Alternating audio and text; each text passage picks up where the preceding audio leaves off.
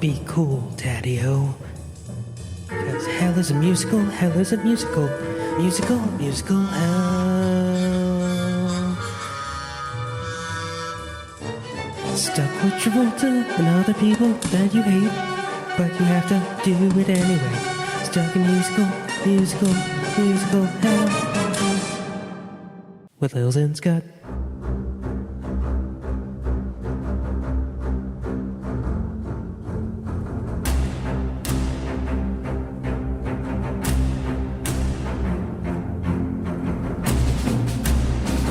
Hello and welcome to Hell is the Musical, where the road to hell is paved with choreographed and razzmatazz intentions. I'm Scott. I'm Lilz. You know what's a really dumb pop song? Opposites Attract. But that's two steps forward and two steps back. It's dippy, isn't it? Like, it could very easily be one of those like goofy, you know, from like the 50s or whatnot kind of duets between like two like from the theater people, just like Rosemary Clooney and Perry Como. Two steps forward, two steps back. I do not like to smoke, and I like cigarettes. They've been playing a lot of 80s music at Trader Joe's, so that's been on my mind. Oh, I thought you were saying that because in the movie that we're talking about today, there is literally a man singing while walking up a staircase like an opposites attract. Sure, Scott, that's the connection. Isn't Peter Dinklage's real name MC Scat? No. No? You were misinformed.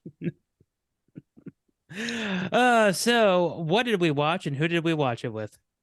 Today we watched, well, not today, but at some point this week, we watched Cyrano, the 2021 musical romantic drama directed by Joe Wright, starring Peter Dinklage, Haley Bennett, Kelvin Harrison Jr., and Ben Mendelsohn. And we watched it with our guest, Susan Kim is back. 3P. Hey. By the way, something's been bothering me since your last podcast. Hey, do you recognize who this is? Oh, Michael? Yes. I thought he wasn't. Matilda... Okay, the last time I read Matilda, I was 8. I was 8 years old. And he is the most unmemorable character in that entire book and the movie. He literally, I can say all of his 3 lines from the 96 movie on all my fingers, on just one hand. Him basically being like, I'll get my own room. Hey, dork. Hey, dork. Hey, you gonna cry? Dork. It brings up the point, though. I mean, you don't read the references or the source material for the things that you watch? Well, no, because we're in for a treat today then. Oh, well, I've read Cyrano and I also watched Roxanne in prep for this, and I watched the Kevin Kline stage show where people are talking on their cell phones while he's dying at the end. Have you heard that audio? Yes. One of the first English translation of Cyrano De Bergerac and the original French. Well, everyone, that was first time and last time guest Susan Kim. Once again, as with Love Never Dies, I am not so much introducing Sus onto the podcast as unleashing her. Yeah. So my basic knowledge of Cyrano de Bergerac came from when I rented at the age of 4 Roxanne by Steve Martin. So I had no idea until I was in high school that Cyrano dies at the end.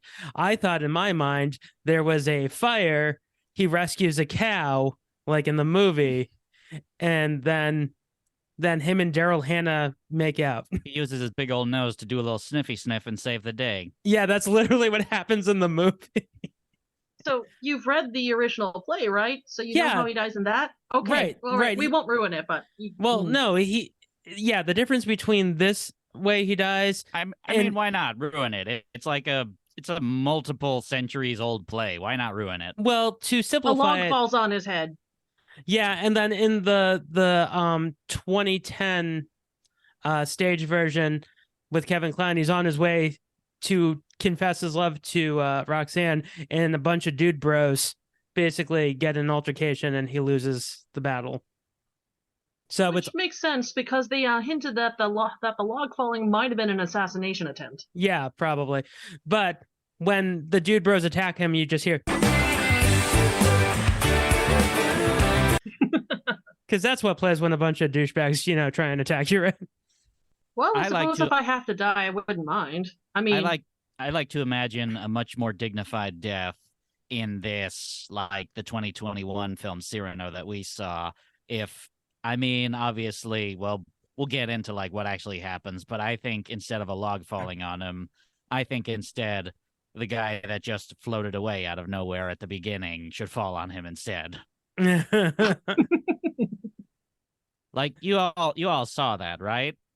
We're not just gonna like not talk about that, right? How just out of nowhere, like in the middle of the first musical number, someone just like, "Oh, I'm out of here."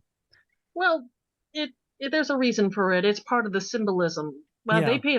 they paid really, really close attention to that. But I guess we'll get to it when we get to it. Well, I just assumed like if that was gonna happen, like then the whole movie would be filled with that kind of, that kind of artistic license, like a Box Lunchman film or something like that.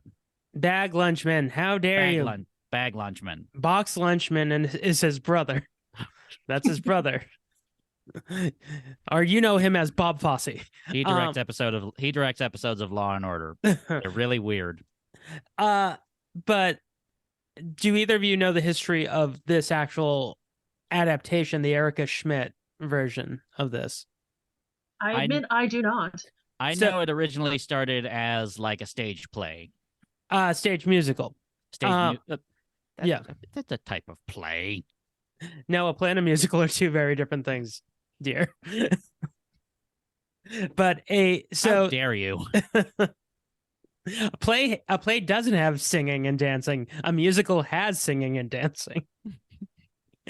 But this started with, and if you go into the history, they claim that it was the original production cast with Joe Wright directing the stage show and Haley Bennett in it. Not true.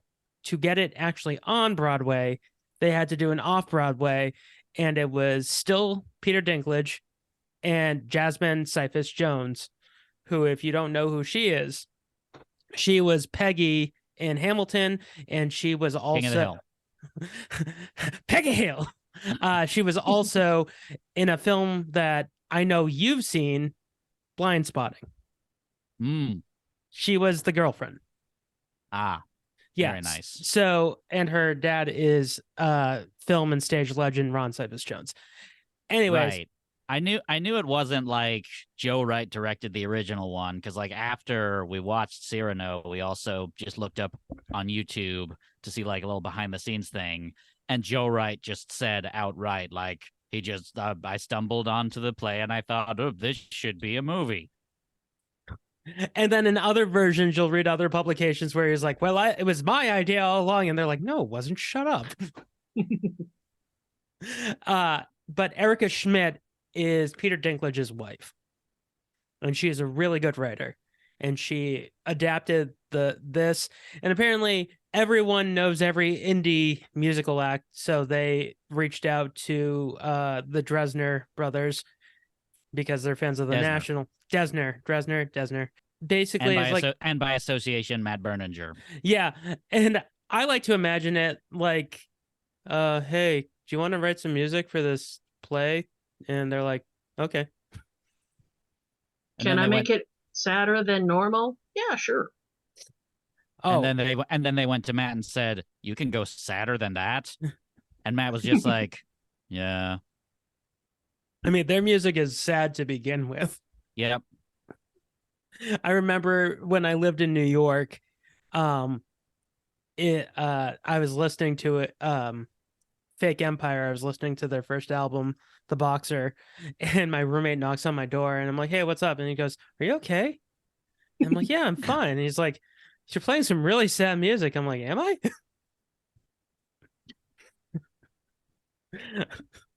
What's so sad about this? It's just a song called Exile Vilify, where the literal hook of the song is "Don't even try." Oh, apparently, apparently the National are sad, and apparently I'm very depressed. Hey, Matt. Are you doing okay? I guess. That's We're going out for some froyo. Do you want anything? No. That's why I literally love when they show up on Bob's Burgers and they're doing like, pass the cranberry sauce. We're having mashed potatoes. Honestly, like Seuss and I love those Bob's Buskers videos with the National. We sing along to them on road trips.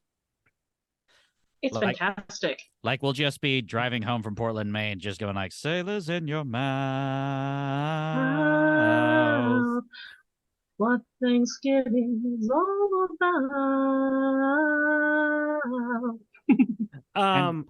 And like they're the act that's done it the most, which makes it even better. I mean, they never get credit for this, but they're the ones who started the Boston Calling Festival in Boston. Oh, cool. Oh, wow. Yeah, and they get no credit. And when they agree to play it, they're billed like fifth. I'd be like, hey, this was my idea. You don't understand. We have to give the Lumineers top billing. They had that one song where they said, hey, once. Hey! Hey! Yeah, don't forget Cleopatra, which has nothing to do with Cleopatra. She wasn't even coming at you. So Seuss, why don't you give us a synopsis about what Cyrano is? Do you want credit for this film? You want credit for the music festival you created? That'd be nice. Well, you can't have it. Is that okay? I guess. You've been hanging out too much with your friend Steven. He's bringing you down emotionally. Stephen Merritt? Yes. So Seuss, why don't you give us a synopsis about what Cyrano is about? Okay. Cyrano is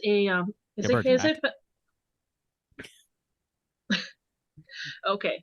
Just so we're not confusing with like Cyrano Richardson or whatever.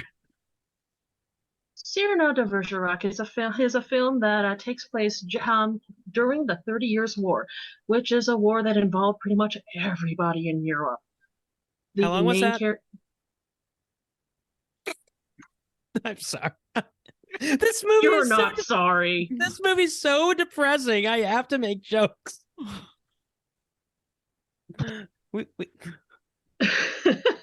Okay. Hey, Scott, what's that book, The Time Machine, about? Karate. Goldilocks, that's about typhus, right? Okay. All right. So basically the main character is Cyrano. Usually when the original play was based on a character with a large nose, but they decided to change it to somebody who has dwarfism, which is a much more visible difference, I would politely say. I agree. I said I agree. Yep. To everybody around him. The main character is arrogant and brash, but he's also talented. He's a talented poet, writer, and duelist.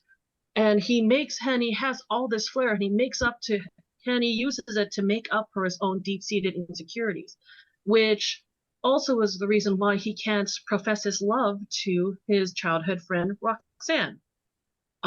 Roxanne is a let's see, what do they call it? A horrible person.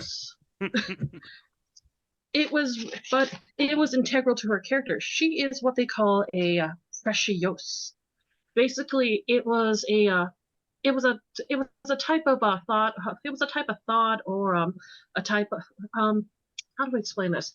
Basically, it is the belief that it's more important what a person appear to be than what they actually are. It means you are who you are on the surface level.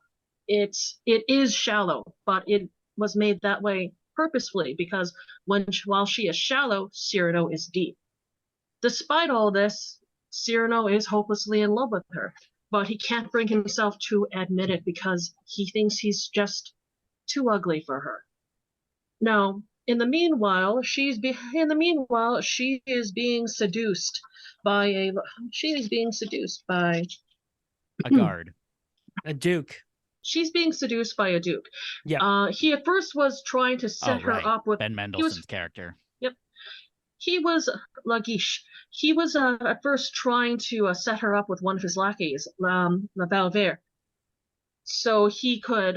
That's never made clear in this movie. In this one, it's in the play. It's made clear, but in the movie, in the movie, they're like, "Hey, we're all gonna ride together in this car."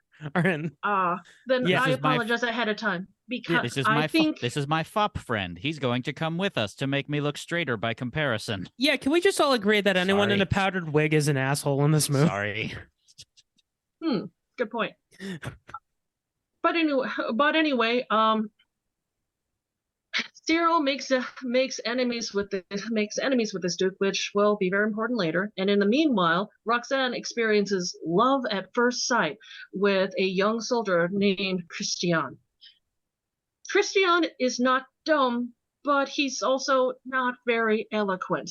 And he knows he can't woo Roxanne without being as eloquent of character and as of speech as he is in his appearance. I think like the best exemplar of that in the movie was like the first time Christian tries to, well, I guess the only time that Christian tries to, speak for himself after like, Cyrano wishes him luck and he just goes, yeah.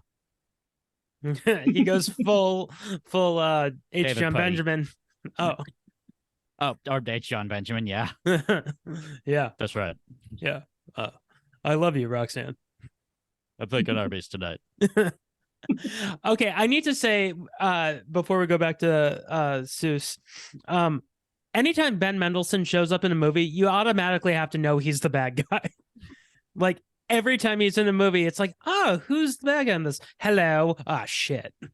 Has he ever played a nice, pleasant person? Yes. In Captain Marvel.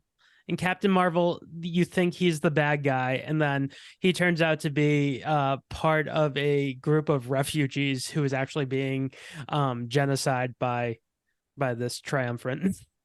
Well, I mean, if you're good at a certain role and you're known for it, why not lean into it? Yeah, but feed yourself, But then I guess, but for the longest time, if we were going with that, Bryan Cranston for like the longest time was playing like, these really nice, goofy guys, and then all of a sudden he shaved his head bald and he was Breaking Bad, and everyone's like, ooh. So that's an example of stepping out of the Breaking box. Bad. There's nothing wrong with that, but again, some people are just more comfortable in the roles, or that's just what is handed to them. I know. It's not fair, but... I know, but I want to see a movie where Ben Mendelsohn is in like a rom-com where he plays like the dad of a girl who's about to marry like I don't know, someone where Ben Mendelsohn is a goofy, dorky dad. Yeah. Basically, like his daughter is about to go to prom, and the guy she's going to prom with is like a really bad rapscallion. So in every scene, he has a grill. Yeah. I pretty much want to see the movie Blockers, but you replace John Cena or Ike Barinholtz with Ben Mendelsohn. You should write it. And I'm gonna call it Dorky Dad. All right, where did I leave off? Oh, right. So Cyrano helps Christian with the facade by writing letters to Roxanne, professing how much that he loves her in the most poetic, deepest way, and it makes her fall head over heels even more in love. Unfortunately, things don't go very well, and Laguiche decides to give her an ultimatum: marry me, or I'm going to take you by force. He was not this much of an ass in the play, but I guess they needed a very defined villain. Yeah, they did. Yeah. That had to have been like a Hollywood choice. But if anything, like it's even darker because like there's no real humanizing moment for him, or there's no comeuppance. Like he's just a bigger dick in this one and gets no comeuppance. Yeah, he literally gets away with all of his bad behavior, and he gets probably over 200 men murdered. Well, he's rich and powerful, and they stated it through the entire movie and play.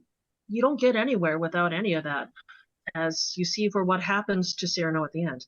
Anyway, to avoid getting forcibly married, she and Christian get married immediately. And Laguiche comes across this, and in anger, because he was assigned as the captain or of this regiment decides to send them to the front lines to get Christian and Cyrano killed. Cyrano continues writing letters to Roxanne, risking his life going over enemy lines to send her letters. Yeah, can we talk about that? I know we're gonna go in deeper after you're done talking, but sure. he Dennis the Menace is like, he does. Yeah, like when he's on top of the cannon, he's like, "This was almost the day you got Captain Jack Sparrow," and then he like does a dive. Now, Cyrano, don't you eat this pie? I won't, Mr. Wilson.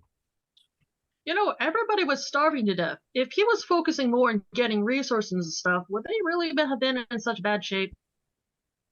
Probably not. Yeah. Anyway, maybe Cyrano should have shared some of those apples he was stealing. Oh, that's he right. Was. Just he shared just one a Christian. And he didn't even. Christian's not even his best friend. His best friend is the captain, is the co-captain of the guard with him. Like, yep. Bashir Salahuddin's character, Lebret, who was also in the stage show. So everyone, with the exception of Jasmine Cephas Jones, was in the stage show, the musical version. I even think Ben Mendelsohn was too. Which, if that's true, then that's just amazing. And I hope he was in full foppish wig. So, I hope that. Well, this play was very, very French. I'm sure he was. I hope he demanded a foppish wig. Like, he just showed up and they're just like, "That's not the costume that we. Nope, I'm going with this." What costume? He's just walking the streets of New York dressed as a fop. This is just my dinner jacket. Excuse me. Hello. Not to go off on a tangent, but a while ago, I think it was in the 90s, I think Vincent Price starred in a bunch of commercials for this wine mixed with fruit juice or something, and he read the monologue. Oh, it was a wine mixer. It was a wine cooler. It was a wine cooler. I know what you're talking about. Yeah. And he did the whole thing in a polar bear costume. I like to believe he came in the polar bear costume and sat down and said, "Okay, let's start this." What are you wearing? Okay, where's my mark? Vincent, you're supposed to be wearing your smoking jacket. I am wearing my smoking jacket, as far as you know. Go to Mark 1. Slate it, please.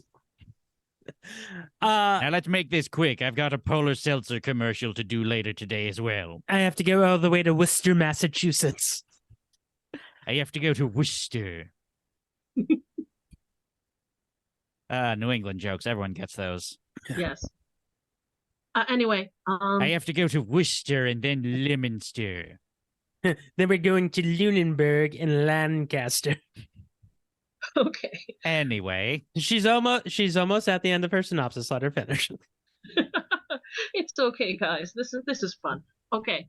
So while stationed out there, Guiche decides to send them to go intercept the Spanish army. It's essentially a suicide run. He knows it, and he claims that he gets no pleasure out of it.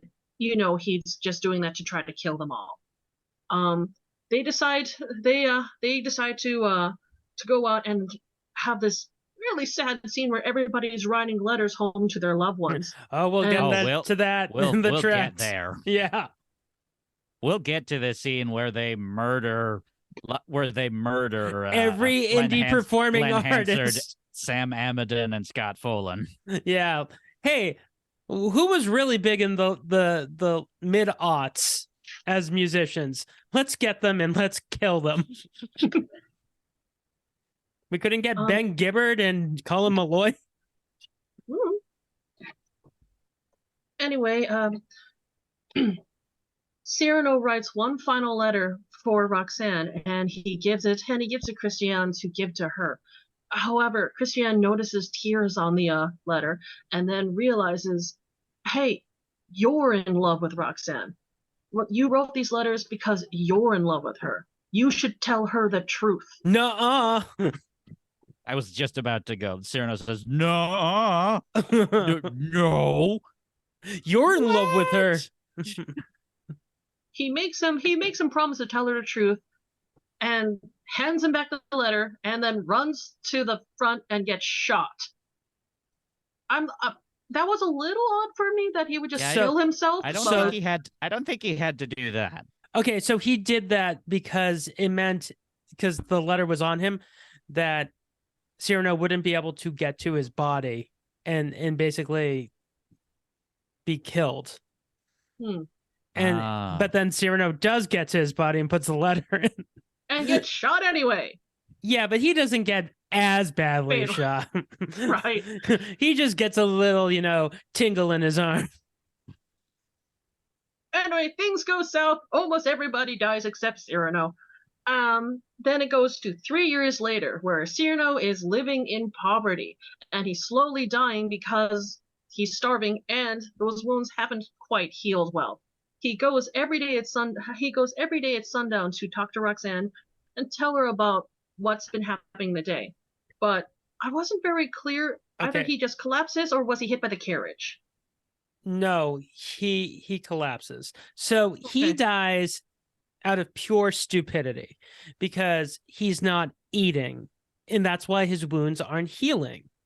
One of his wounds reopens, the one that he got from the sword fight. Symbolism.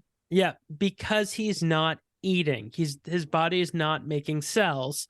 If he just had that bowl of soup, like this is how the movie should have ended. Instead of her crying and saying that she loves him, she should have been like, "Nun lady, get him his soup." And then they open up his gullet and dump it down. And then he wakes up like Popeye style. But he has to die in a romantic way. Okay, here's what happens. He dies, everyone's sad over it. That one nun that he's always making fun of, like, shows up with the soup too late, and she's like, oh no. And then the fume of the soup reaches his nostrils. Sniff, sniff. And then, boom, he's alive again. He has to float like in a Looney Tunes, like in a Looney Tunes cartoon, like Pepe Le Pew. Wow, that must have been some soup. What kind of soup was it? Chicken with stars? Oh. It's French. It's probably fantastic.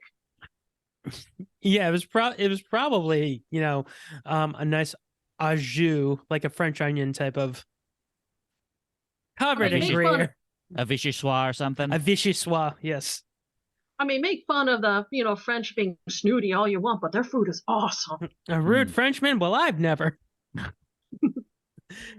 Okay, so going back to... they came up with the idea to fry spaghetti. Going back to the characters of both Cyrano and Roxanne, these are two dumb people. Am I done with my synopsis? Oh, I thought you were. That's the end of the movie. Are you? Okay. All right, Cyrano dies. Yes, Cyrano dies. They don't communicate. All of this could have been solved if they just communicated, because he's like, "Oh, she could never love me," and that's code for she's vain and shallow. As with so many other movies, how many movies, like, the conflict could have just been nipped in the bud immediately if someone just said, "Okay, let's sit down and just hash this out," or they want to boink. Well, that's why his last words were so poignant, and it points out the flaw in everything he's done. He loved his pride more than he loved her. Right. But the funny thing is, if his last words, when she's like, "No, I've always loved you," if he just went, "Oh, come on," and then he dies. Oh, great. I just want like a Chandler Bing style, "Oh, come on," and then he just dies. Oh, my panache. Okay. What does that translate in the literal translation of the book that you have? It's like "my feather" or something like that. My white plume, panache. Yeah, that's not a great translation. Panache it's symbolic. It's usually a white plume that was in a helmet or something that was a standard to bring armies or bring troops forward in an onward march. It's supposed to mean, the old meaning means a standard, a symbol. Later on it means more my integrity. Right. It's like symbolic, like, my style, my aesthetic. And in like the English version of that book you showed me, it just translates to this thing in my hat. A feather in the cap. I Literally. love this thing in my hat. So can we talk about the fight at the beginning in the play where he's basically, when he's fighting the guy with the wig on, it looks like a classic swashbuckler. But as soon as that guy's wig falls off, Scott, which guy with the wig on? the Valère.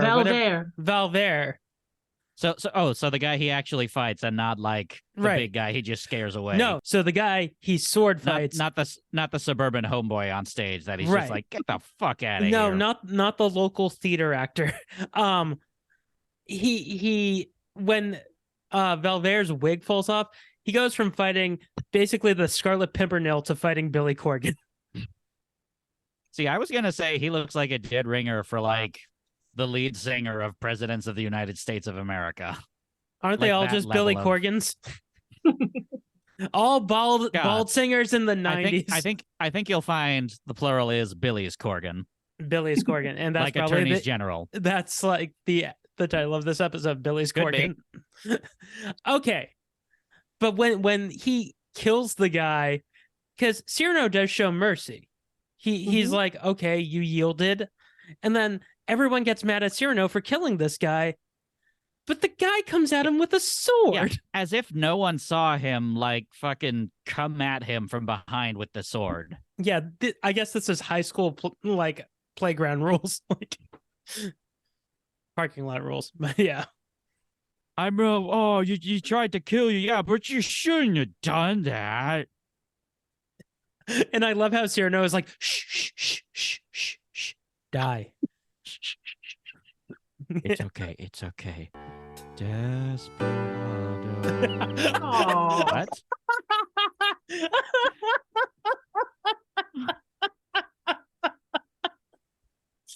It hurts. Oh my. Why don't you come to your senses? Been out riding fences. That might need to be cut out. Why? No, keep that in. Why? You broke me. How often do you break me on this podcast? That has to stay in.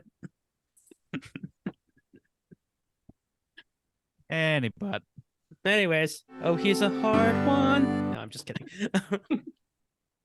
Yeah. And then I love how he's like, the Duke is like, he killed my guy, and his guy tried to kill him, but he killed my guy. I did his powder. I got his lips just right. Do you think that they were basically doing like the Girls Just Want to Have Fun music video where they're getting ready and they're putting the makeup on, and then Roxanne walks in and is like, what are you doing? I enjoyed this movie a lot, not to like immediately spoil what my rating is, but I think when you like one, Lilz, you have to let us know. My love for this movie would have increased 1,000-fold if Captain Lou Albano showed up out of nowhere. Boys, calm down. You putting on your fop powder wrong. Wait, he's still alive? No, he's been dead for years. He's long past. Yeah, he died in like the late 80s, early 90s. No, he died in I think he died in like the early 10s, actually. Seriously? Yeah. Yeah, he lived a rich life. Oh, Captain Lou Albano. I thought it was like, oh no, Andre the Giant's gone, so I gotta go too. No, that's not how wrestling works, Scott. Yeah, he died in 2009. Okay. Due to a heart failure, I think. Oh, that's sad. While residing in hospice care. Oh dear. So yeah, that's fun. Thanks, Lilz. Now we're depressed. Let's talk about this depressing musical. I was about to say. Want me to give you something you will have to cut out? No. Stop making extra work for me. I love my pride. Ugh. Ba-da-ba-ba-da-da. Do the Mario. Swing your arms from side. Okay. I'm not cutting that out. You made your bed. Sue, should I cut that out? No, you shouldn't. No, you're not. You guys aren't supposed to gang up on me. Oh. This is what happens when you don't come to the podcasting meetings to prep. Seuss was there with notes. I am. Oh, I just realized I did something sobering. It's not la guiche, it's de guiche. My bad. Anyway. I keep thinking you're saying quiche, so it really doesn't matter. Do you think in like the extended universe of this film, there had to have been at least one person that just sort of like leaned over to their partner and just sort of went like, "De guiche, more like de douche." $20, that was Dinklage.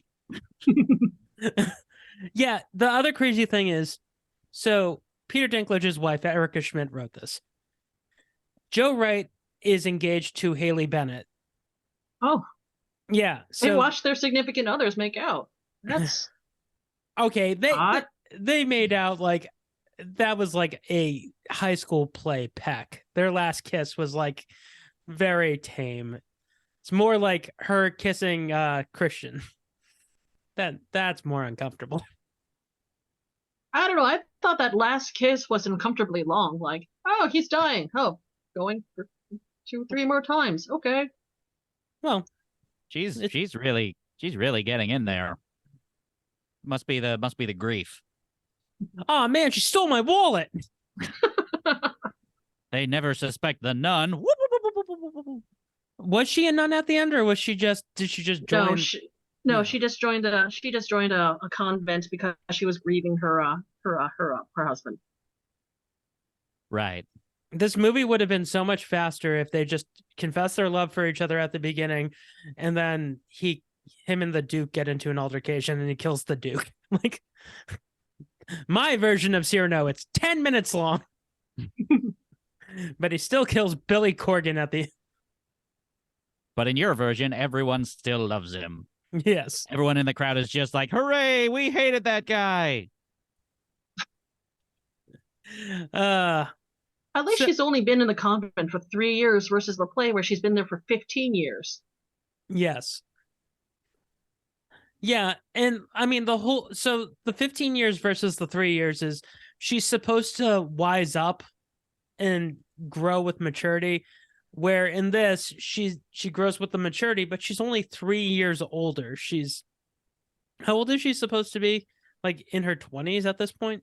She's supposed to be in her very early 20s. She's supposed to be quite young.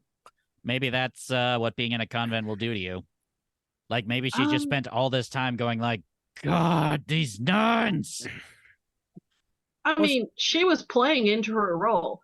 In a way, she was kind of enjoying playing the grieving widow, holding herself away in a convent, never to fall in love again, with her lover's note close to her heart. Oh, so if anything, it was the nuns going, God, this widow. Yes.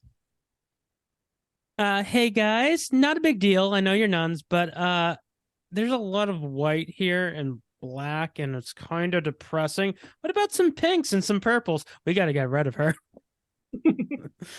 I'm going to say one word, and then I'm going to walk away, and I want you to just think about it, okay? Pastels. This bitch has to go. Walking away now. Oh, no. Hush, no. Her friend's coming over. He's going to make fun of us again. Oh, he's dead. Oh. Someone get a shovel. Soup? So does that mean no one wants this soup? I love how she's like, we have a nice big bowl of soup and bread. It's like, oh, I wasn't going to eat the soup, but you told me there's bread. Oh, luxury. You got bread. So I can't believe next? Spoons? I can't believe I'm going to say this, but was it just me or was Peter Dinklage very handsome in this movie? Like he had a smolder.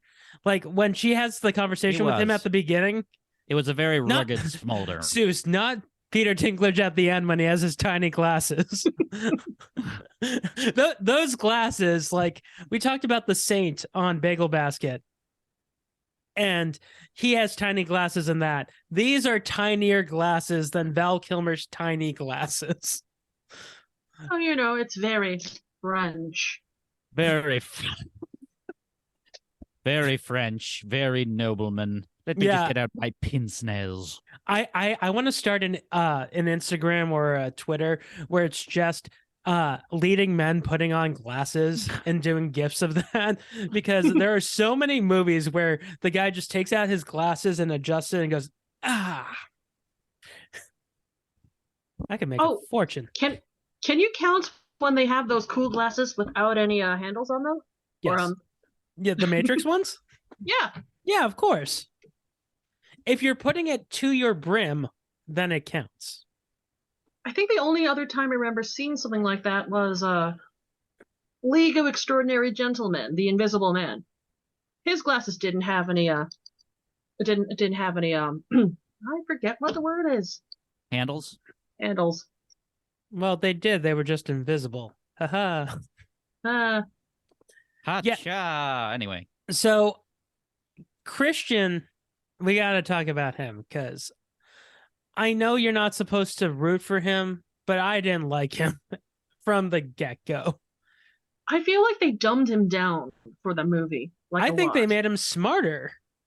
Well, I mean, they could not have dumbed him down any more than they dumbed down the character in Roxanne. Yeah, the guy in Roxanne is really dumb. Like to the point where it's like, how is this guy tying his shoes in the morning? Yeah, the Christian and Roxanne is just basically like Chris. His name is Chris. Yeah, Chris and Roxanne is just basically like, Cyrano, I accidentally ate my car keys again. Man. Yeah. Cyrano, I tried to go up some stairs and I accidentally set my shoes on fire. Yeah, Wait, what? Well, his name is CB in Roxanne. For Cyrano De Bergerac, CB Christopher Brown, CD Bales. Okay. Yeah, but I never actually saw Roxanne. Did he die in that? No. Oh, it ends on a boner joke. Oh, that's a shame. No, it's surprisingly good. It's very sweet. And they keep in like a lot of allusions to the original source material. Like the one thing that I wish was in this was the whole him distracting during the song that Mendelsohn sings. That in the show is him being stopped by Cyrano, and Cyrano claims that he came from the moon. He came from the moon. He rode in a rocket ship and came from the moon. Where they keep that in Roxanne, but he falls from a tree and claims that aliens probed him to a bunch of old ladies. I'm going to have to watch Roxanne after Roxanne is so good. Roxanne is one of my favorite rom-coms. Like Steve Martin, hubba hubba. Back to Peter Dinklage being handsome, it's that raw charisma, and he has it. Oh my goodness. It's the smile. It's when he smiles, when he thinks she's talking about him. I think it's when he's getting giddy and he's like, "Oh, yes, of course I interrupted you. I'm so sorry. Continue." And he's smiling and he looks happy. And then when he gets sad, it's like, "Oh, you're not." Oh, my heart broke at that. Yeah, it's like, "Oh, shit." Yeah, he knew exactly what heartstrings to tug for that, like in that one scene. Yeah, I mean, like you could tell, like the gears were turning in his head. It's just like, okay, and go. So and stop. Everyone is sad. I truly think that if this movie had a bigger release and didn't get screwed over by COVID, because it's filmed in 2019 and was released late 2020, early 2021. If this had basically come out with, I would say now, this would be a big Oscar contender. Like, I agree. This only got nominated for costumes, but if this was able to have the campaign that it could have had, this would have been like Chicago, Moulin Rouge level. You think this would have been a sweep?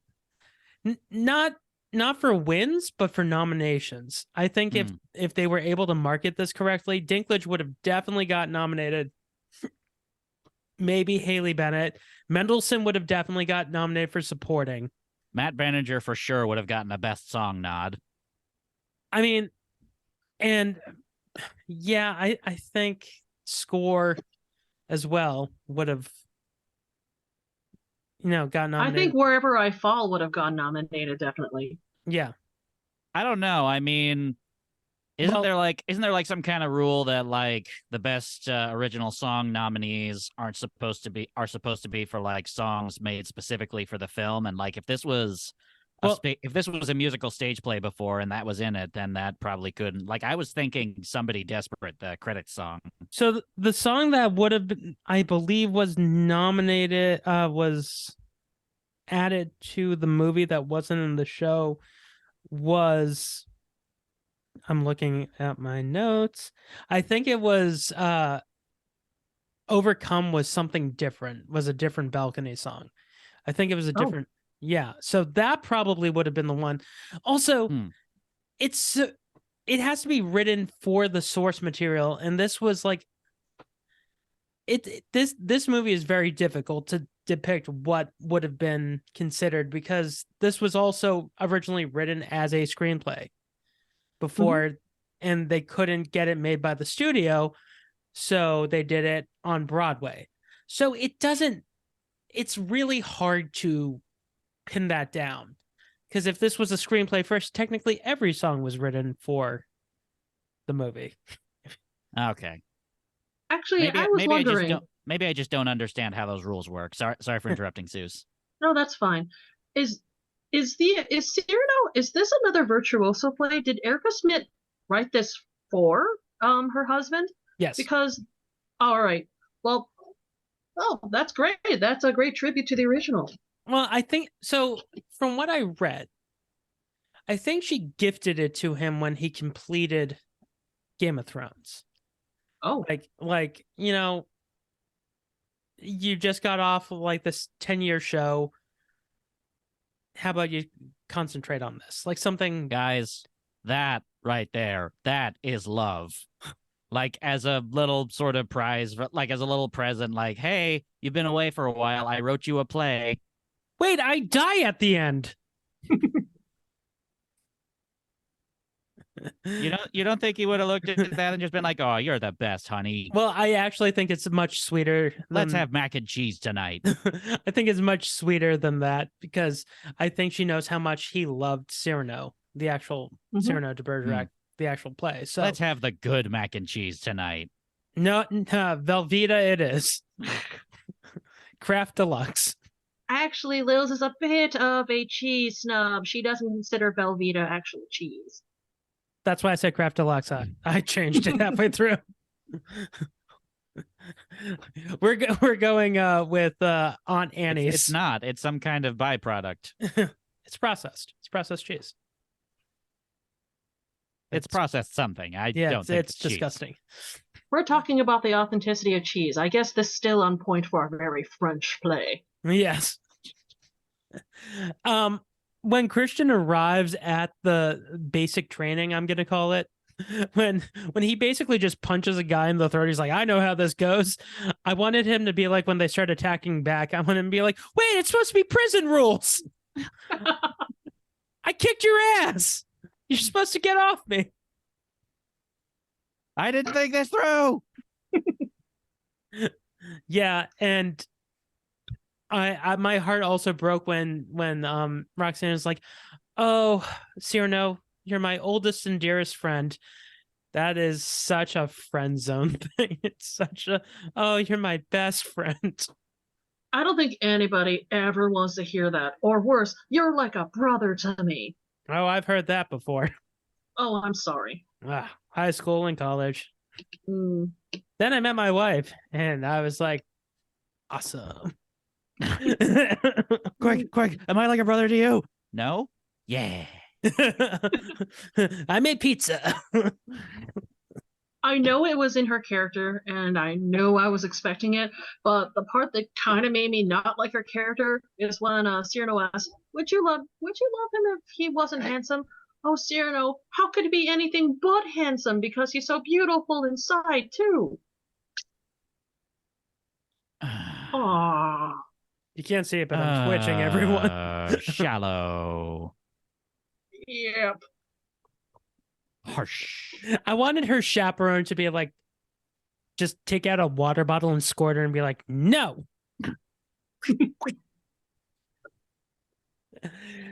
So we have to talk about the Duke before we get into tracks, because the Duke, Ben Mendelsohn. Ben I thought we already Mendelsohn. did. We did, but there's one thing that we totally did not talk about. He has a newspaper. He has his own publication. Wait, what? Yeah. Oh, Yeah, when he is trying to court Cyrano, he's like, "You can be the captain of my guard. You can run my team. I hear you're an excellent poet and writer. I have publications all over France. I can get you the finest editors." What the fuck? I thought he meant like a publishing company or something. That's like for books or something like that. But if it's a newspaper, it's just like, oh, here's the new issue of the De Guiche Weekly. well, is this All the latest in De Guiche news. Is this a throwaway in reference when De Guiche was complimenting Cyrano, saying you should write a book? yes. Well, he said, like, I can get you in touch with I have publications, which back then publications meant like newsletters, meant like leaflets. Mm-hmm. So basically, I would love to think that every one of his newspapers or newsletters, whatever, has his face on it, like Dear Abby style, with his hand on his chin. And it just says the Duke. Here's the horoscopes today from the De Guiche Weekly. Aquarius. New riches will find you in due time. Pisces. I'm going to send you to the front. do you think that his criticism, his theatrical criticism section is called Duke Nukem? Oh boy. I went to the theater in this play. Woo, P.U. Break for break, I guess. Fair turnabout's fair play. No, I just like when he said I can basically publish you. It's like, okay, are you a man of many talents? Are you like the Simon Cowell of the French aristocrats? Like, no, I've got lots of money and I'm eccentric. I think he's related to Cardinal Richelieu. You don't say. From the Three Musketeers? Yes. Yes. Well, that makes a lot of sense, but yes. So this is part of an extended universe thing. Yeah, this is like an MCU situation. So we should have waited till the end credits for when Samuel L. Jackson showed up and revived Cyrano and just went like, I'm here to tell you about the French Literature Initiative. Oh, no. He's not related to him. He's married to the niece of Richelieu. He's already married. But so that's why I would love for a Three Musketeers Cyrano team up, and then you have the theme from Three Musketeers. Let's make it all fun, all for love. So De Guiche, that reminds me. Sorry. Oh no, that's fine. That reminds me. I need to watch that movie again because I loved the design of this one leather coat that I think Porthos was wearing. Oh. We're talking about the 1993 one, right? Yeah. Okay. The one that hang on. I'll look into it later. So hang on, just so we're not like steamrolling over that. So De Guiche was already technically married, and he was still like courting Roxanne. In the original play, yeah, but I'm not sure about this movie. I mean, there's already plenty of reasons to dislike De Guiche as it is. He probably wasn't, because he sent a Capuchin monk over to with a letter. I thought you were about to say a capuchin monkey. Oh, sorry. He sent Crystal the monkey from The Hangover Part 2. Send my little friend to marry me. and make sure you change his diapers or he'll get very cross. Yeah, he likes raspberries. If you want him to sleep, you have to sing "A wee moet, a wee moet, a wee moet, a wee." But that song hasn't been invented yet. Invented? You tell you invented. You tell the Lion King that. Scientists have been working in laboratories, and finally, a breakthrough. The song the tokens sang. In the jungle. What time period does The Lion King take place in anyway? Don't worry about it. Okay. Well, it's supposed to coincide with like the whole one fan theory. So take it with a grain of salt. Is that Hamlet is going on. The events of Hamlet are going on in Denmark.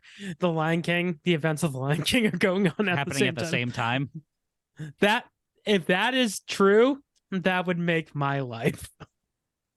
What year was that? Whenever Shakespeare wrote it. Okay. Because Hamlet and The Lion King are literally the same movie. Sometime between 1599 and 1601. Sometime between 1599 and 2023. But yeah, I will move past it. That means Zazu wrote "It's a Small World" after all. Correct. Yeah, so Zazu is the Sherman Brothers. This web of literature is getting more and more lengthy and twisted. Well, we found out that this is the same universe. The Cyrano universe and the Three Musketeers universe are one and the same, which would make sense because I'm guessing that, they were writing Cyrano de Bergerac. Alexander Dumas was literally in the same tavern, and they were probably bouncing ideas off of each other. Oh, wow. What are some other things that'll all inevitably end up crossing over? Let's see. The Count of Monte Cristo can be part of this extended universe. Hunchback of Notre Dame. Les Miserables. What else we got? The Phantom of the Opera. That was written around this time, too. Weekend at Bernie's. Yes, Weekend at Bernie's. St. Elmo's Fire. Kangaroo Jack. Oh, did I ever tell you the story about when I worked at the movie theater and I had to, this is what led me to asking to be a projectionist. I had to clean both the theater for Kangaroo Jack and A Cinderella Story because they were playing at the same time. And both theaters were so disgusting that I was like, I knock on my manager's door. And I'm like, I would like to be trained in either selling movie tickets or doing the projector, please. Those theaters were so disgusting, especially Kangaroo Jack. I just cleaned the theater and now I have multiple strains of trichinosis. I need to get a tetanus shot now. I would like to be in the film projector business, please. Yeah. But this movie as a whole, first off, it's beautifully shot. And a lot of people were worried because Joe Wright, usually when he follows up a good movie, he tends to follow it up with a bad movie. Oh. So, elaborate. So he was on a hot streak where he did Pride and Prejudice and Atonement back to back. And everyone's like, oh, these are amazing. But then he did Anna Karenina, and then he followed that up with Pan. Oh no. And then I believe he also did The Woman in the Window. Oh yeah, so he literally was on he did Darkest Hour, then he did Woman in the Window, and they were worried, so he's like, guys, just give me another chance. And they're like, well, Woman in the Window was awful. And he's like, I have a great idea. It's not going to fail. Cyrano de Bergerac. Oh, period piece. That could be good. It's a musical. Oh, fuck. Wow. He directed Hannah. Hannah is great. Hannah is great. It is great. And it's not a period piece. It's very much it just seems like something you wouldn't expect to come from Joe Wright's oeuvre. Yeah. But he pitched them on it and they're like, okay. MGM's going to make it. MGM Studios, they're classic. Oh, they're going into Chapter 11 bankruptcy. Oh, no. Oh. And this movie was pretty much saved by, I think in some countries, it was distributed by a Universal/Studio Canal, but Amazon picked it up when they bought MGM. That's why you can watch it free. Really go on. I was going to say free on Amazon Prime. Use code HIAM to get 20% off. It's really such a shame that this was considered a box office flop. Didn't it only make like $6 million in the box office or something? Right. But they also released it around the same time on Prime. So simultaneous. This was the whole, I mean, $6 million during COVID is pretty good money. Like, unless you're a Spider-Man.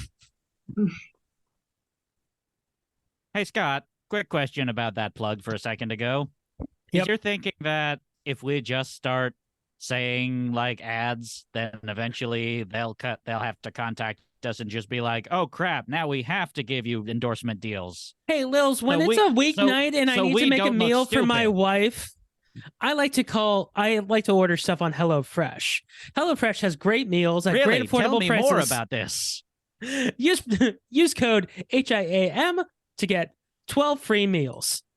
12 free meals? That's like more than 10. It sure is. I'll think about it while I take a nice nap on my Helix mattress. Yeah, I'm sorry, we're purple people.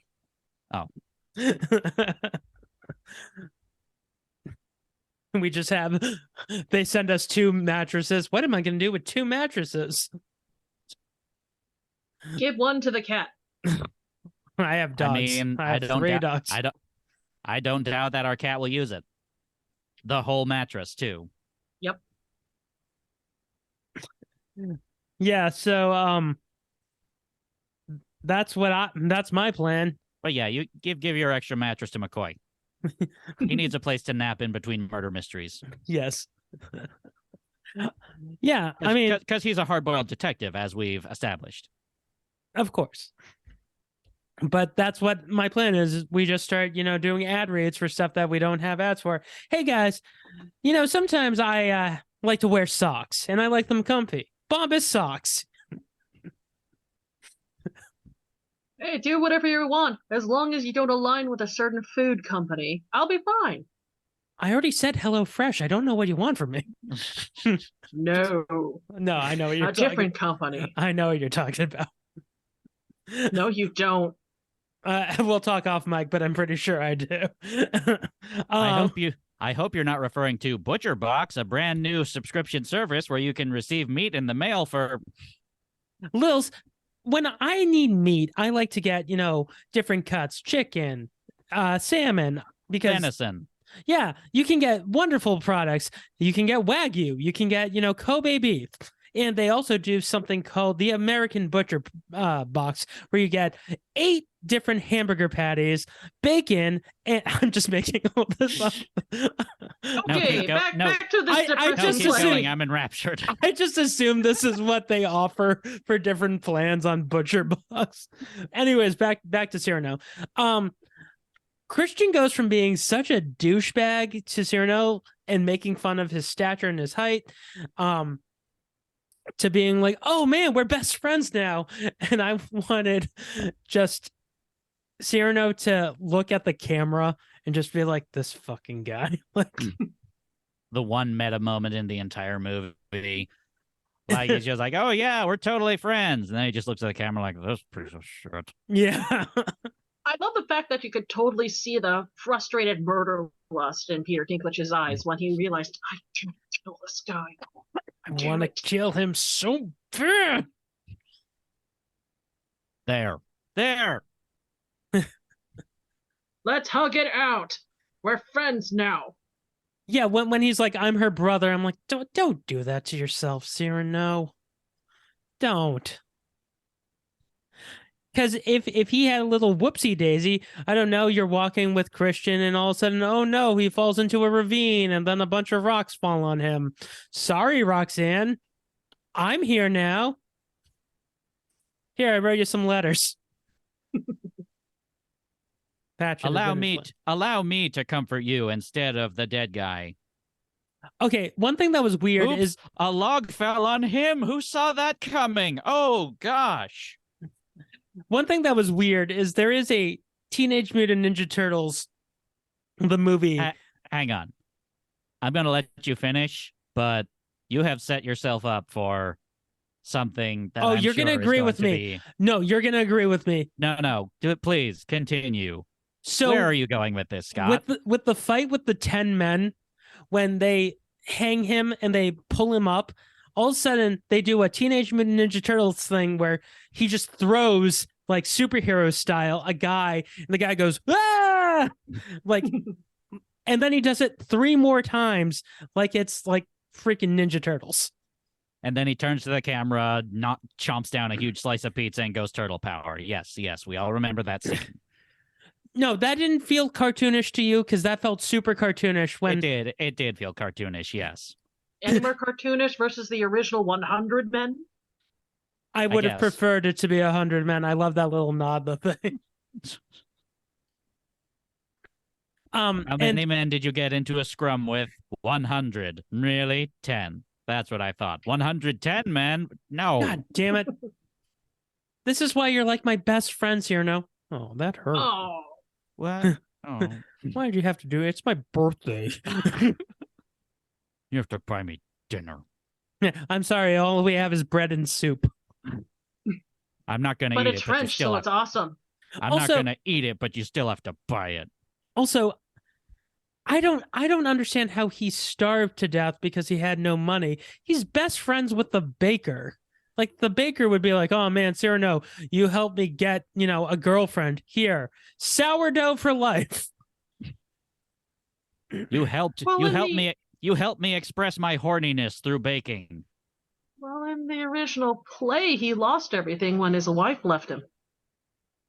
The baker? Yeah. Oh. What about the butcher? What about the candlestick maker? They all wrote letters home and then died on a rock. Well, now that you mentioned that, we should get into the tracks. Scott, I don't know how to tell you this, but Glenn Hansard and Sam Amidon played the butcher and the candlestick maker. That'd be hysterical if they did. So let's get into the tracks, because we got a lot of tracks to get through, and we're already an hour and 10 into this. Okay. Oh, I'm sorry, guys. No problem. It's all good. I am referring to a YouTube playlist of Cyrano (songs only) because the soundtrack is one of those ones that also lists all the orchestral score stuff, and we don't really need to get into all that. That's fine. So, track number 1, Someone to Say. Someone to say that they can't live without me, and they'll be there forever. I'd give anything for someone to say to me that no matter how bad it gets, they won't turn away from me. So I'm going to show my hand with all of Haley Bennett's songs. Every time Roxanne sings, it sounds like a Florence and the Machine song. We were saying that when we were watching this. Yeah, right? Like, we brought up Florence and the Machine and Tori Amos at one point, too. This is the Tori Amos one. This one feels like a Tori Amos one. But there's one song that literally sounds like Hunger. Oh my God, yeah. Yeah. This is the aforementioned song where what I thought was going to be like, an artistic aesthetic, effete sort of thing, like Affect, where the guy just floats away. But nope, that's literally the only time that happens in the whole movie. A guy just floats away, just like, goodbye. You were watching her fantasy. You were watching her ardent wish to have a love that moves people, a love that defines me. It's a dream. It's a fantasy. I'm pretty sure she's a Black Widow, because every man who loves her dies. No. No. The bad guy, quote unquote, doesn't die. He didn't love her. He was just horny. I'm sorry, my love, but I have to go. I'm being raptured. Goodbye. Yeah, this song, it's an interesting way to start the movie, to go with a Roxanne song and not a Cyrano song. One where she doesn't even put on the bright lights. Well, that's one thing in there. She literally, the red dress that he gives her, that the Duke gives her, she doesn't put it on. So yeah, she doesn't have to. They literally, Joe Wright is like, I wanted to throw a little nod to Sting, and Sting was like, Let's make it all fun, all for love. Oh God, the costumes in this movie. Ugh. Yeah, I had a feeling that would really, get you. That would really get you for that, considering how intense you were for the costumes in Muppet Christmas Carol. Mm-hmm. so you didn't like the costumes? No, I love the costumes. Okay. I don't know how historically accurate they are. I actually have to probably pull up my fashion books, but oh my God, they were beautiful. The textures, the colors, how well they meshed with the scene, the background props, and how they help accentuate everything. Oh, The it amount was of so pain she good. was in when they were tying the corset on her. And Cyrano had that jacket you said you liked so much. I like Mhm. Cyrano's jacket. It's a good Yeah. jacket. Yep. All right. After that, Does we got Haley know how to sew? Because I think they have that pattern or similar pattern in Simplicity. Yeah. Haley knows how to sew. Ooh. track number 2, When I Was Born, otherwise known as the Hamilton track. Oh, I was going with 8 Mile. This felt like a mom's spaghetti type of thing. Sir, when I was born, the nurses laughed hysterically. They'd never seen anything quite like me, apparently. I'll never forget it. I can still hear them joking. One said, my goodness, what has God been smoking? From when I was born, I learned to control my tears. When they carried me home to town, I left a trail of broken mirrors. You only get one shot. Dun, dun, dun, dun, dun, dun, dun, dun, dun, dun, dun, dun. The day I was born. I like that one. Yeah. I also call this the shh, shh, shh, die now song. Because so when he's talking to him as he's dying, when he's talking to Valere as he's dying, all I could think of is, have you seen Inside Job? Alex Search's Inside Job on. I haven't, no. There is a line where Chris Diamantopoulos plays the robot president because the real president mysteriously dies. So they built a robot, but he gains sentience. And he has a line when he goes berserk where he says to the Secret Service agent who's trying to stop him, he's like, listen, what's going to happen is you're going to die and I'm going to kill you and we're both going to feel nothing. And that's literally what it felt like. It's like, listen, I feel nothing right now. You're dying. That's kind of baller, actually. I should check that series out. It's Yeah, pretty good. I've heard it's very good. It's yeah. very good, but it's another example where Netflix cancels a good show after. Actually, since you've seen Roxanne, how did they do that? How did they do that scene where Cyrano is jousting with Valverde? So the Valverde in this version are two. There's 2 or 3 surrogates for Valverde in this. There is these 2 guys who are high on cocaine at the beginning. One of them is played by Kevin Nealon, and this takes place in Vancouver. So they're on their way, even though it's summer, they're on their way to go skiing. Then they're going to get some Timbits. So he is walking with a tennis racket, which becomes his sword, and they have ski poles, which are their swords, and he basically eviscerates them. And then they have buddies, are one giant guy, and he makes fun of Steve Martin. So Steve Martin makes fun of himself and eviscerates this guy, and the guy gets upset that he made fun of him, that Steve Martin was able to make fun of him. So he goes to punch him, and all he does is turn around and cold cock him right in the face. I think the implication is that he's upset that Steve Martin was able to make fun of himself better than he was. Correct. Yes. So basically he cold cocks the guy in the face, kicks him in the crotch, and then turns around to Daryl Hannah and goes, has he fallen down yet? And then the guy basically falls to his knees and then passes out and goes, I'm going to go now. Yeah. And then Steve Martin stabs the guy and just whispers in his ear, shh, shh, shh, shh, shh, shh. All of these moments will be lost. Like tears in the rain. Tears in rain. Time to die, but French. Time to make the donuts. Song number 3, Madly. Have you ever wanted something so badly you cannot breathe? Have you ever loved someone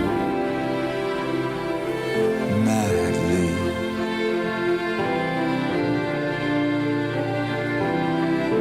This is my favorite song in the entire movie. I love yeah? this song. This song is so good. I have like 2 or 3 that are tied, but this is my number 1, and then the other ones are tied for 2.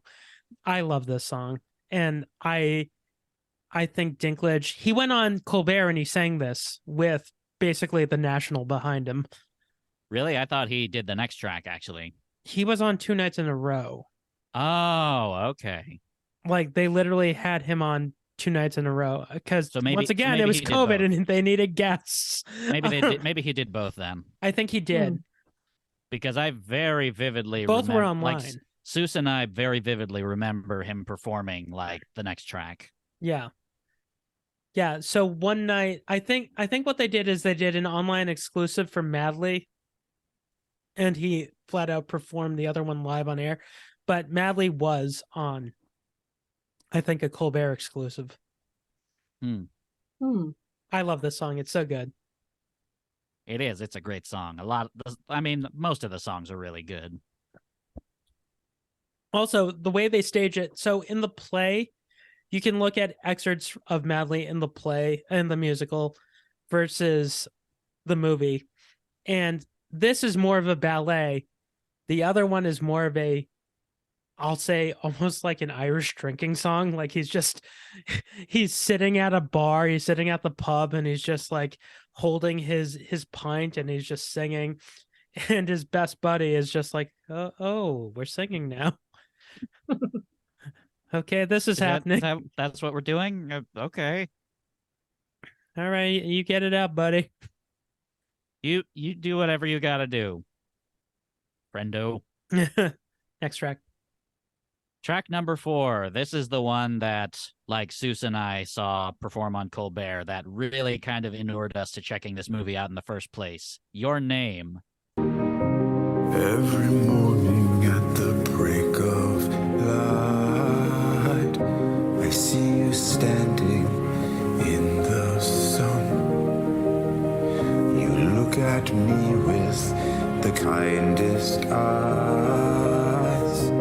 Every morning I'm overcome. And, like, I would say, like you said, the last one is your favorite. This one is a tie with another one that comes later as my favorite, personally. This is the one that's number 2. There's a 3-way tie for number 2. Yeah, this is the one where Seuss and I first got to hear, like, Peter Dinklage's singing voice, and we were just immediately just, like, on board. Yeah, he thinks he sounds bad, but he literally sounds like it. He sounds like Nick Cave. Well, I was gonna go. He also sounds like the National. It literally sounds like if Matt from the National got sick, they could literally call Peter Dinklage last minute and be like, "Hey, can you fill in?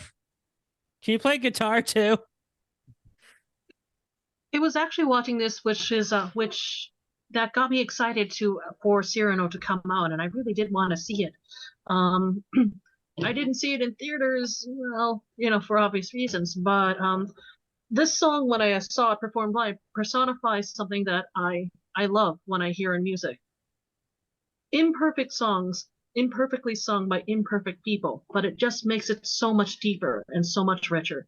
Right. Actually, we were watching a behind the scenes thing on Cyrano, and I was surprised when they said that they recorded these songs live when they were on set. Mm-hmm. And it didn't sound like garbage. Woo. So what they did is they record the vocals, not the music. So literally what they had is they had an earpiece with the music going and they were singing it, and then so it's not like they had the band over behind the cameras playing. Still, So- that's impressive. Yeah, it's literally what Tom Hooper did with both Cats and with Les Mis. Well, Les Mis is a better example, but I'm just saying that Oh boy.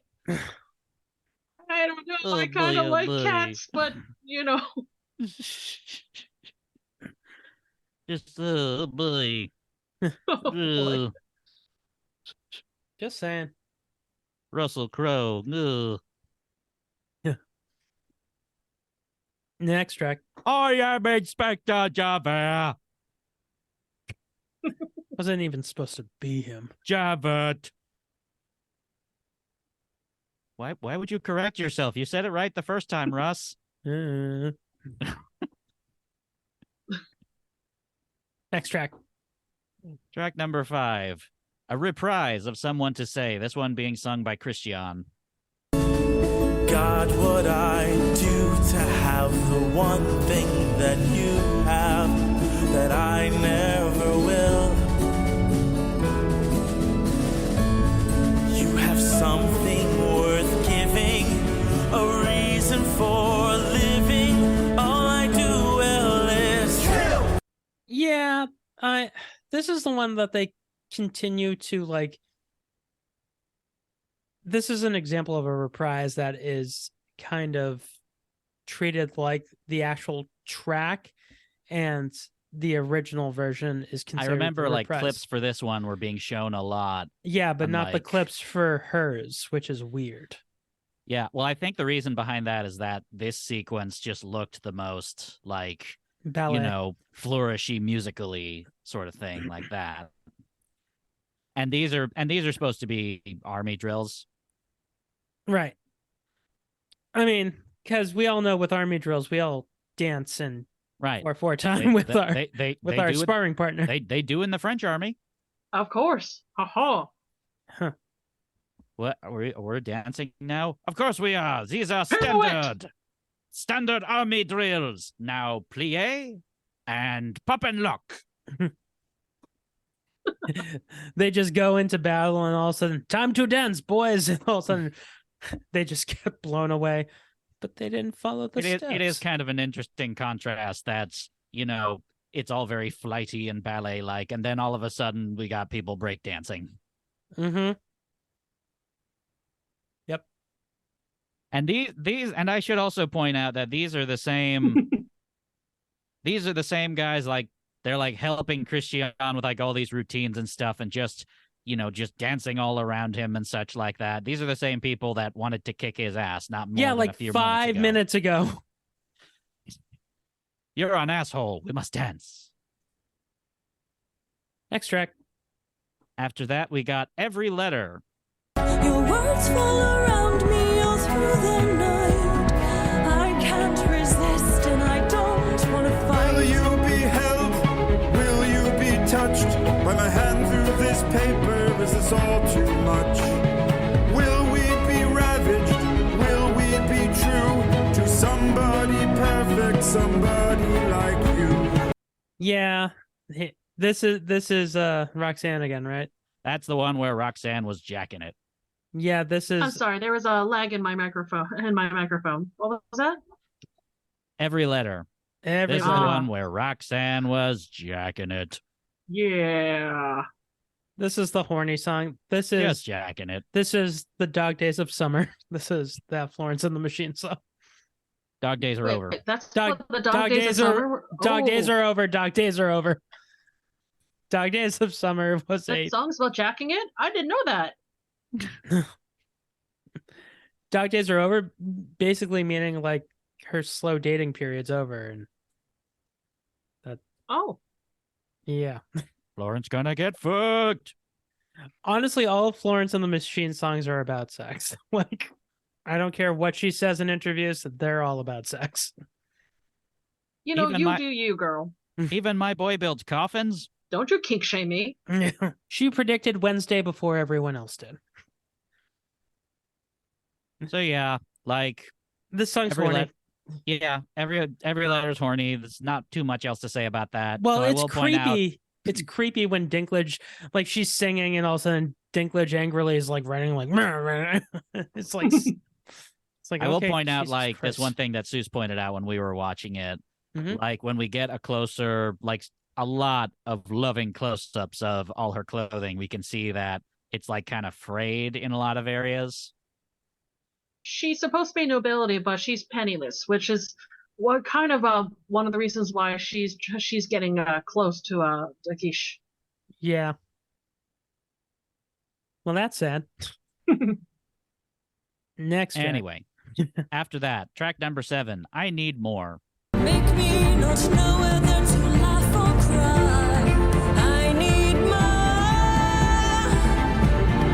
I need more.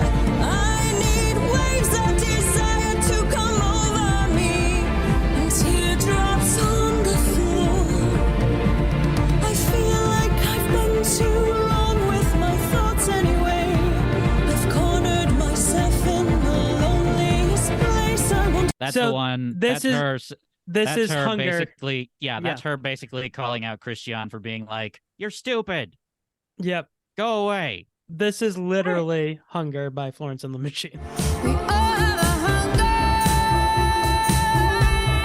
Tell me what you need. Oh, you look so free. The way you use your body, baby. Come on and work it for me. Don't let it get you down. You're the best thing I've seen. We never found the answer, but we knew one thing. Well, now that you pointed that out, yeah, I remember when I was hearing this, I thought, "You're a bitch, really? Yeah. You're a bitch." I know it's supposed to be part of her character, and I know you're not supposed, and I know it's easy to pick on the female leads in in any work of literature, but you're a bitch. You're so pretty. I thought you were smarter than this. How come you're not pretty inside as you're outside? You're Oh. ruining my fantasy. Be the guy from my fantasy right now. I masturbated to your music, to your letters. I You owe me jacked it. something. Stop saying jacket. I just picture Cyrano being like, "Really? You stay out of it." did. I know maybe they were trying to make her look like a deeper character, emphasizing how much she needs a poetic soul, but it just seems more and more shallow. Yeah, She's very shallow. That wasn't the place for a Disney princess I want more song. Yeah, she's shallow. I'm part of the. I've been repressed. I'm smarter. I'm that girl. I have more passion in me. I am so deep. No, you're not. I'm so deep, harder, better, faster, stronger. Doop doop doop. Next track. Doop. Track number 8, Overcome. 'Cause every time I see you, I am overcome. It make him laugh to think someone like me could keep someone like you. Look what I've become. This is the other one that's tied for top 2. There's one last, Yeah, that's a very Song. beautiful one. but this one is so good, and the way it's shot too. It's really hard, and I'm gonna sound crazy saying this, but as a director and a cinematographer, it's hard to film people walking upstairs. It is, unless you Hey, have, Miss- yeah. Sorry, go on. No, I was gonna say, unless you have like a steady cam or a dolly or a jib arm, stuff that's really expensive, it's really hard to film it correctly. And then you need the Well- right camera angles and lens and heads. So they did like an excellent job using this Well, set. This balcony scene versus Romeo and Juliet is like one of the most famous balcony scenes in all theater. It's great that they paid so much loving attention to this. Yeah. This is the other one that Roxanne basically does a really good job with the adaptation, except instead of him saying "kiss me," the dumb firefighter guy says "have sex with me." Yeah. Oh, Yeah. And it was kind of a funny song too in a lot of ways. Like it was kind of built up in kind of a comedic way, and then it just sort of ends like with him just out of nowhere just being like, "Kissy, what? No! little kissy kiss on the lips, Well, I see No, you Bobcat asshole, Goldthwait. what are you doing? little kissy for Christian, right? Give me kisses." What? Now is he the lead singer of The Darkness? I wanna kiss you every minute, every hour, every day. No, I love this song. This song's great. Yeah, it's a good song. Next track. What I Deserve. I deserve my place in heaven. I deserve an equal share. I deserve my rightful cut of everything, everywhere. God, Roxanne, am I asking for too much? Why should I have to beg for what everybody wants? Ben Mendelsohn's Lone Song, and it's not I very do good. not like this song. It's not very good, no. No. Hey, I'm Ben Mendelsohn. I'm evil, remember? Yeah. This is like Here's my villainous rap. this is late stage Johnny Cash, like when Johnny Cash was talk singing towards the end of his career. This is a very Johnny Cash song. Next track. All those All all right, those numerous songs where he's just going, your own personal Jesus. Oh, my favorite one of that is when he and Fiona Apple are doing father and son. He goes, "It's not time to make a change." actually, before we go to the next song, I know it wasn't discussed in the play or anything like that, but why was he walking that distance by himself without any guards or backup? Because he's angry. Because he is angry. He is a bad man. He's mild. It's to He's show that he super doesn't give a mild. fuck. Okay, I was just thinking if you're rich and powerful, and this is France during that time period, and there are clearly pickpockets and vagabonds around, don't you think you need some type of protection? No, they're not going to go after him because they could tell he's mild. No, it would be great if he never I'm shaking even. in my powdered wig. It would be great if he never even makes it to confront them at the chapel and like basically two Dickensian style pickpocket, like just pickpockets stab him right in the stomach and he just bleeds out and they're like, wow, shouldn't he be here by now? He's just Like dying. marching down like, I want what I deserve. Oh, this guy's loaded. And they're like, shouldn't he be here by now? And he's just on the ground bleeding out. And that's why they end up having to go to the front, because he's not there to sign off on it. It's like, track number 10, Close My Eyes. If I close my eyes, maybe I'll see you there one more time. And I will give you my word. I'm so afraid you won't believe it. That's another Christian song. Yeah, his songs Well, are technically it's Christian with Glenn Hansard and Sam Amidon. And no, it's not. Nope. Aren't they like the Nope. other voices in it? No, Nope. That's the next two tracks, but nope. No, this is I him don't by himself. No, there's only 2 more tracks after this one, and like only one of them has like the 3 of them in it. Right. Isn't But this the one where they're at the war and like Christian's just having like a no, that's the next poor track. Charlie moment? That's the next track. No, it's not. I don't think that is. I think you have the wrong playlist because I don't think I do. it's When I Close My Eyes is next, or the one we're talking about now, and then it's a 2-parter for. Let me bring up the IMDb. The IMDb. This goes to show you, though, Christian songs are not very memorable. No, his songs are really good. Okay. Us. Genius.com. Close my eyes. Kelvin Harrison Jr. Christian is sent to fight a war many miles away from the garrison, and he is miserable at both the conditions and being separated from Roxanne, whom he legally married before being deployed. I'm right. You're wrong. Congratulations. But literally, I'm looking at it right now. No, you're looking at the wrong thing. This is the song. Yeah, it's the right song, but they haven't been sent to the front. They haven't been sent to the front to die yet. That's the next song. What?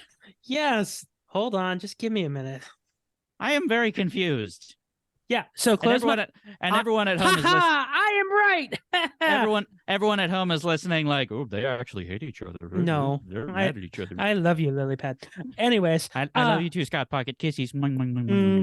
Okay, so close my eyes is we love you too. Okay. We love everyone. Okay, close my eyes is this track. Next track. Next track. We haven't really talked about Close My Eyes, but this song is Well, what's there to talk about? So the next track is Wherever the I Fall. Fucking song ever written. Wherever I Fall, parts 1 and 2. Yes. I tell my boys, the Lord, He found me. When I say their names out loud, they're all around me. You tell them not to cry at all. Heaven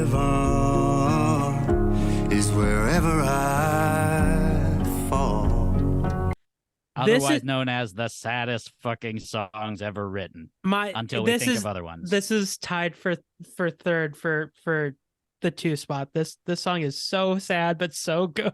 This is my tie for first with Your Name. Yeah.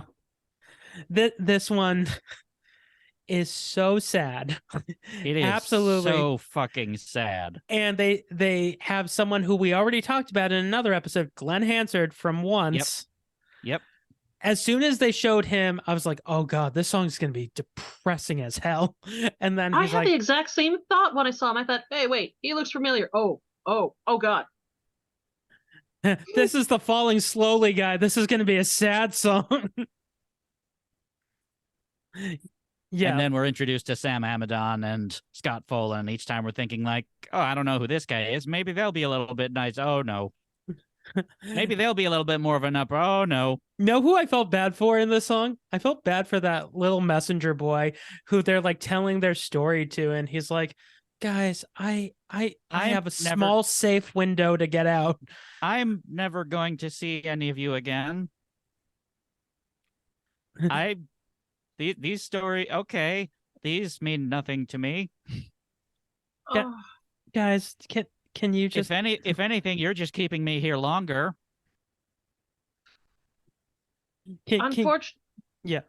Unfortunately, for our roommate Seth, to introduce him to what type of music is in this musical, I just put up YouTube and this was the first one picked.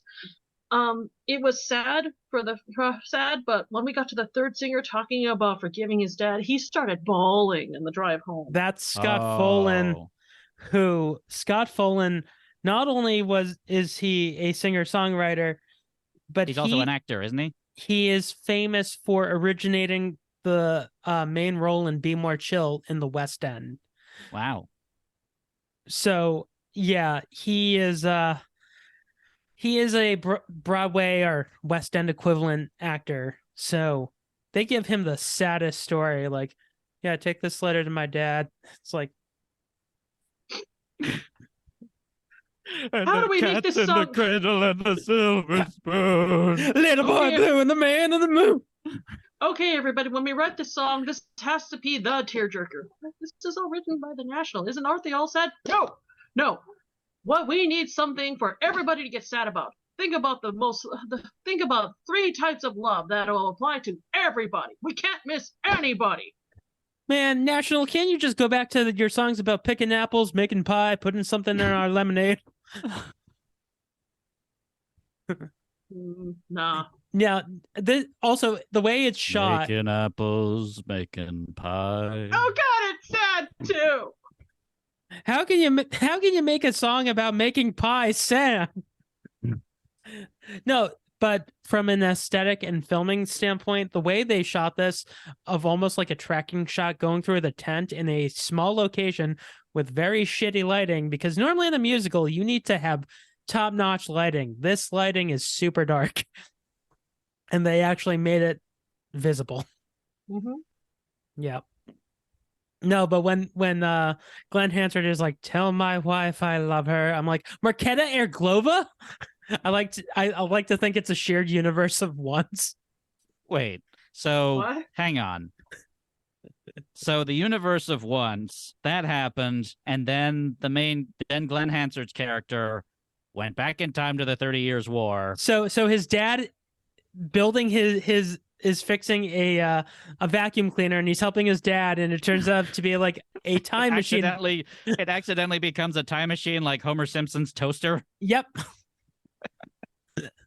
And he's stuck. This extended universe gets weirder and weirder. Yeah, and I does. love it. We got one more track. Okay. Last track. Well, technically we got two more tracks, but one more like actual track from like, Yes. the musical. Yep. We got No Cyrano. It's okay, Roxanne. I've known what I am from the second your eyes held mine. Ever since then, I've been a patient man, patient with desire. I know, Cyrano, I know who you are. Horrible title for a very beautiful song. No, it's really not. It's a great Not a good song. title. Horrible title. Mm. Oh, so that means there's no Cyrano in this one? No, it's called No Cyrano. Okay, as in there's no Cyrano in it. No, it's just called No Cyrano, but there's Cyrano in it. Yes, but why is it called No Cyrano? Because But that's the who's title on of the song. first? Third base. So yeah, this one is very sad because then this song combines all of the songs we had just heard, pretty much, that they sang. It combines Madly. It combines Overcome. Your Name. Yep. So sad. Very clever. Yeah. No one would have made this even sadder if, like, when she's crying over his dead body, instead of it cutting to the titles, you just see basically the Undertaker come and just throw him on the pile with the other bodies. That's what they did back then. I would like to hope that the role of the Undertaker is a cameo by Matt Berninger. No, it'd be Bryce Dessner. Not Aaron Dessner? No, Bryce. Why not Aaron Dessner? He knows what he did. Because Bryce. So apparently, the way they did this is I don't like that Dessner. I want this Dessner. Cool So they took Dessner. turns. Bryce wrote the majority of the songs because he wrote most of Cyrano's songs. Aaron wrote mainly Christian songs, and then Oh. together they wrote Roxanne's. That's how that worked. Well, Anyway, they wrote the score for it anyway. yeah, final track. Final track. Technically not part of the musical portion of it, but this is the end credits song, Somebody Desperate by Matt Berninger. That wasn't me. I don't know who that was. That was somebody desperate, someone in love. Why can't I tell anybody the truth? I'm somebody desperate. I'm somebody just like you. That was a sad song too. They don't write happy songs. I told you, my roommate flat out knocked on my door and asked if I wanted to talk. I mean, it could have been sadder. It could have been written by Magnetic Fields, Or Nick Ugh, Cave. Yeah. This could have or been have like all three of them write this. Make This- it like a TikTok challenge to see if you want to die by the end. with special guest writer Adele.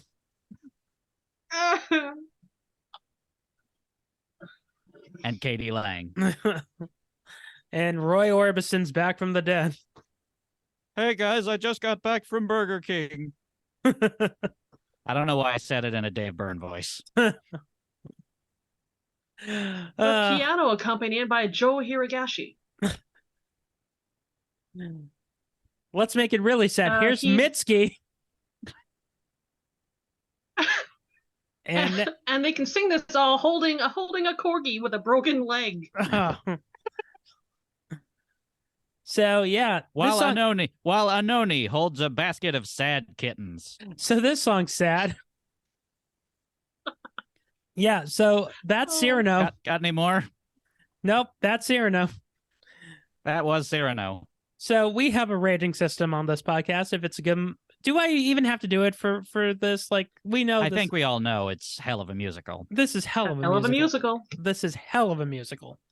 Oh yeah, underrated as hell. And I really wish that it had a longer run on Broadway, and I hope that it actually gets a revival, because I mean, that would be nice, but I'm also kind of scared that like Broadway will take it and fucking Broadwayify it up. Well, it was on Broadway first.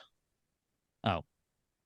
Actually, what I would like to see, because with Cyrano, that they explore more people with, Peter Dinklage has dwarfism. Cyrano had the large nose, which is, maybe they can find somebody who maybe is in a wheelchair, or maybe has maybe people different, maybe people who are different.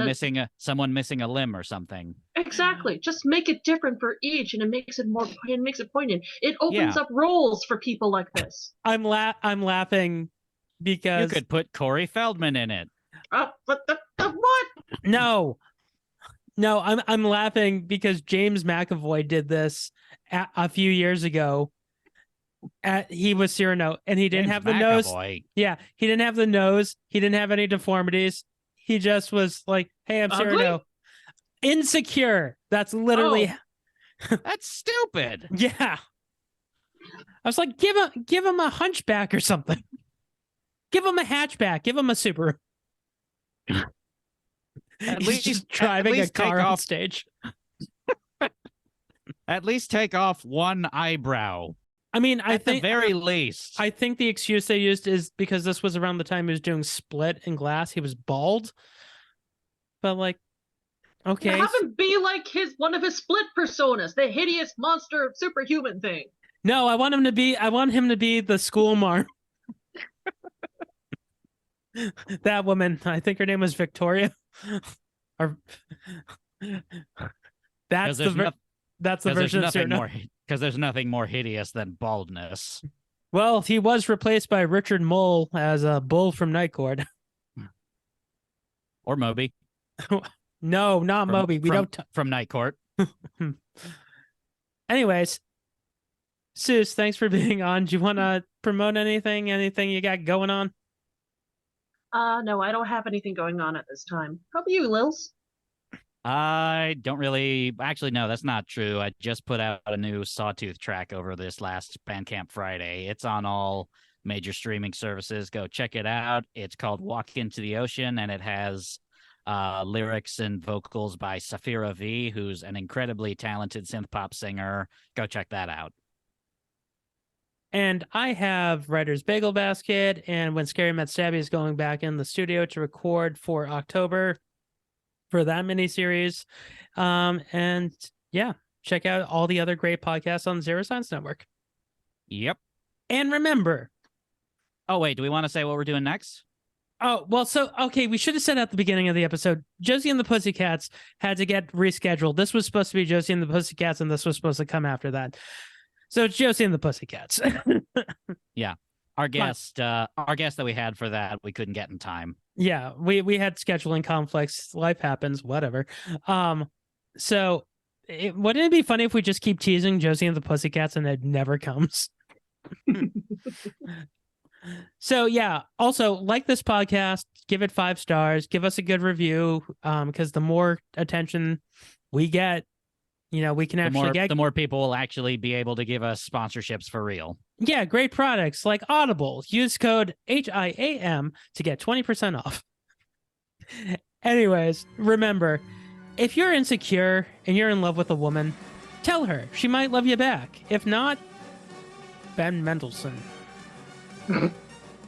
MeUndies.